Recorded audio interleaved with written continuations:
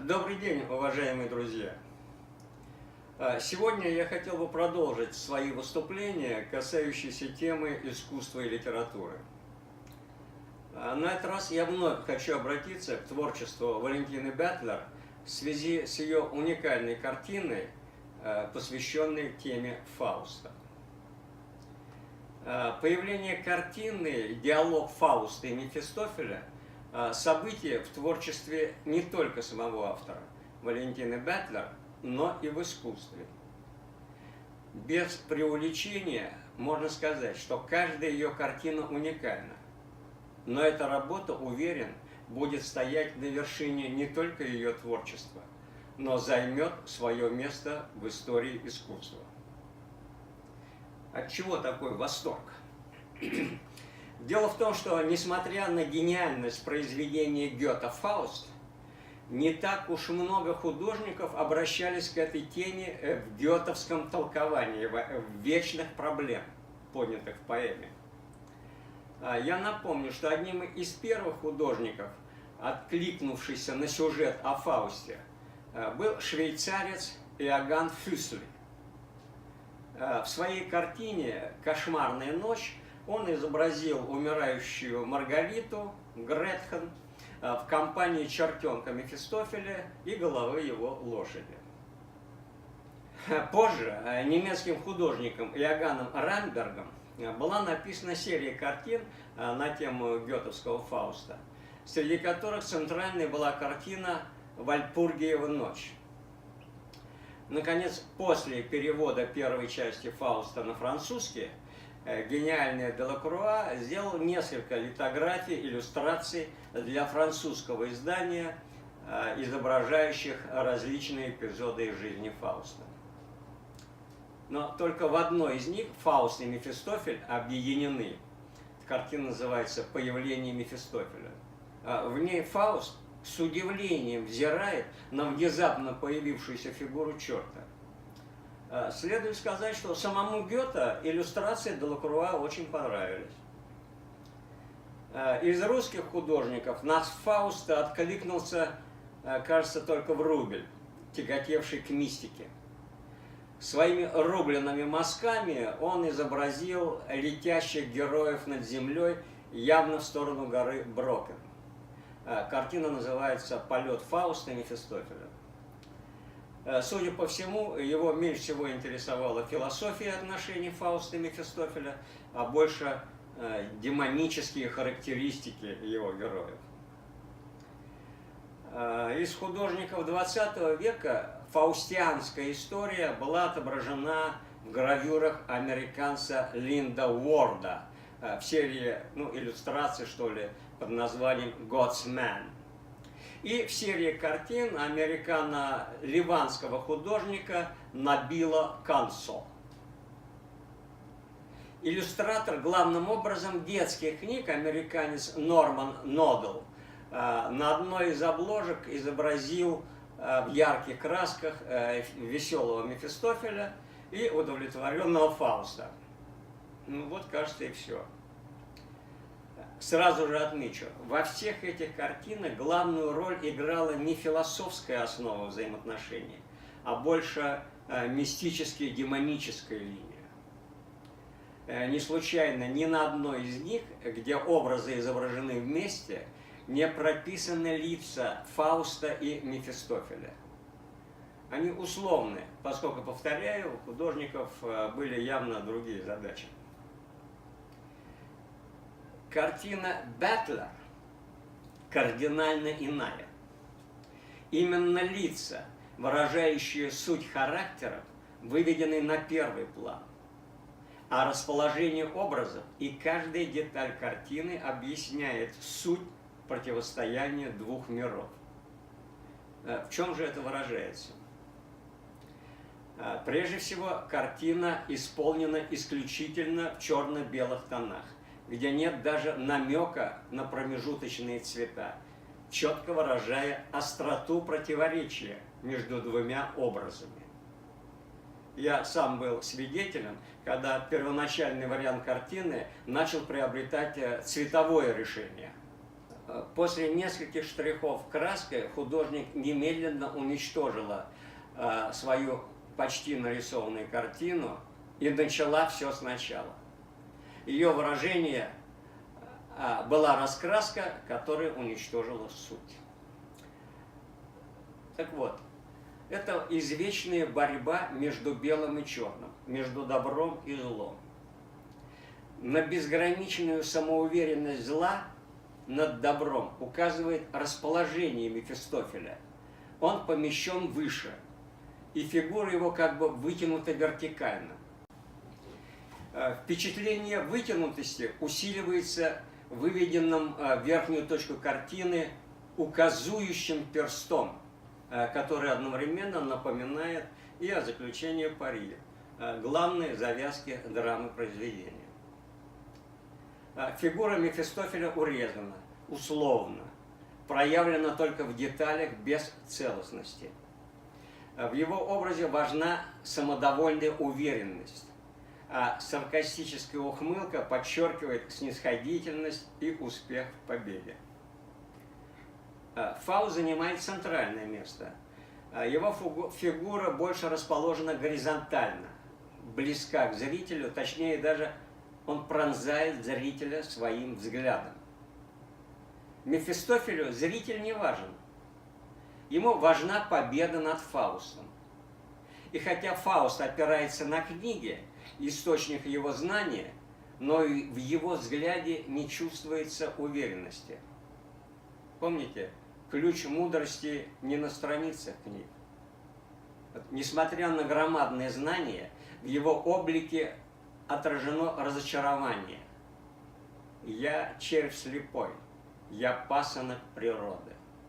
И вроде бы победа на стороне Мефистофеля. Но, обратите внимание, оба персонажа расположены по одной диагональной оси. Они как бы равновеликие и сохраняют своего рода баланс сил. На одной стороне мистическая мощь черта, на другой громадный вес знаний Фауста, хотя и из знаний книг. Обращает вот на себя внимание и вторая ось, пролегающая между свечой и окном.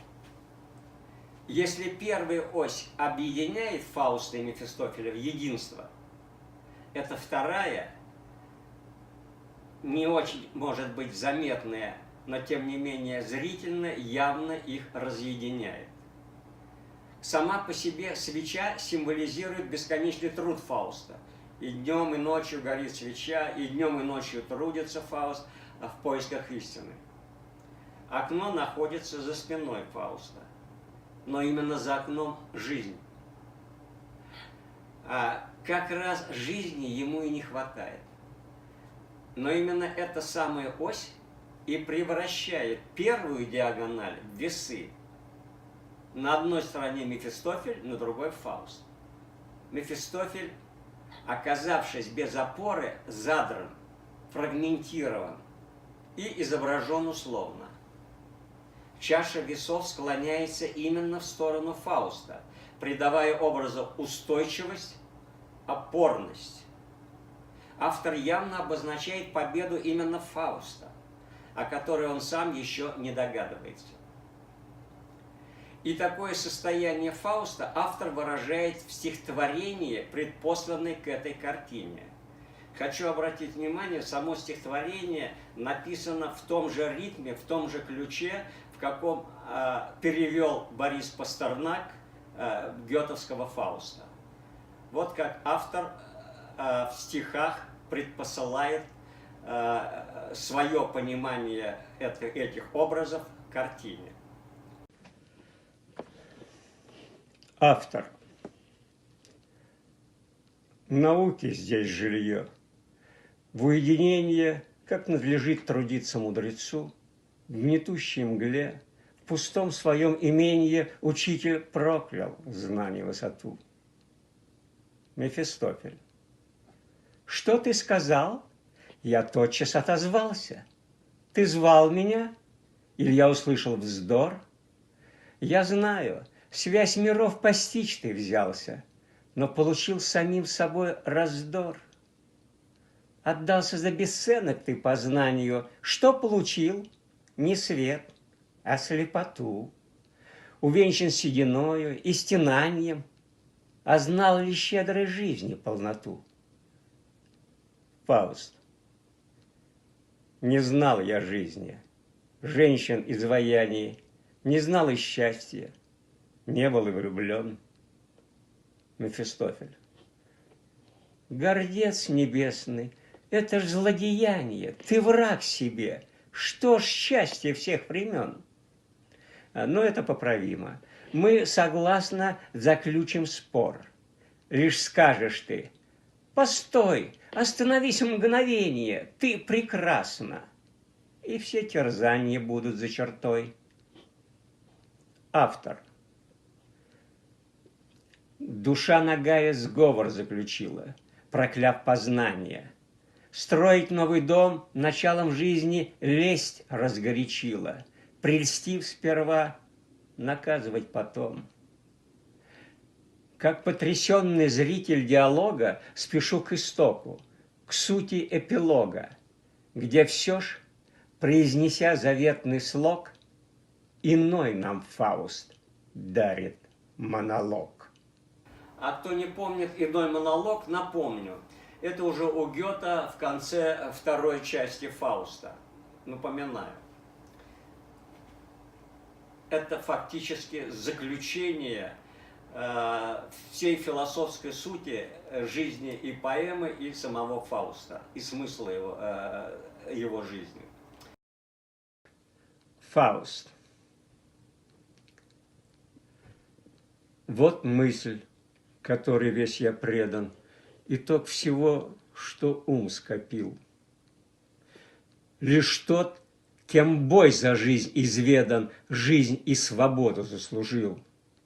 Так именно, вседневно, ежегодно, трудясь, борясь, опасностью шутя, пускай живут муж, старец и дитя. Народ свободный на земле свободный увидеть я хотел в такие дни. Тогда бы мог воскликнуть я: мгновение, о, как прекрасна ты, повремени! Воплощены следы моих борений, и не сотрутся никогда они. И это торжество предвосхищая, я высший миг сейчас переживаю. Я не касаюсь здесь техническо-живописной стороны созданной Валентиной Бятлер картины. Это дело профессиональных критиков и искусствоведов. Для меня же является загадкой воспроизведения минимальными средствами, а это только китайская тушь, бархатистости одеяния Фауста, выражения рук и лиц, иллюзия света от свечи, отблеск медальона золотого тельца Мефистофеля. Все это имеет реальную текстуру. Загадка. Это особая манера письма, которой, насколько я знаю, владеет только Валентина. Как только я увидел картину, тут же возникла ассоциация с полотнами гениальных творений Рембрандта. Слово это чрезвычайно ветское, но чтобы обычный зритель не заохал и не заерничал: Рембрандт, гений, не может быть. Напомню, что есть гений. Гений – это человек, способный в частном отразить всеобщее, то, что волнует все человечество. Все проблемы, поднятые Гёте в Фаусте, это все человеческие проблемы. И главное среди них, что такое добро и зло. Гёте решил эту проблему. Валентина Бятлер в художественном образе по-своему решила ее тоже. Спасибо за внимание. До свидания.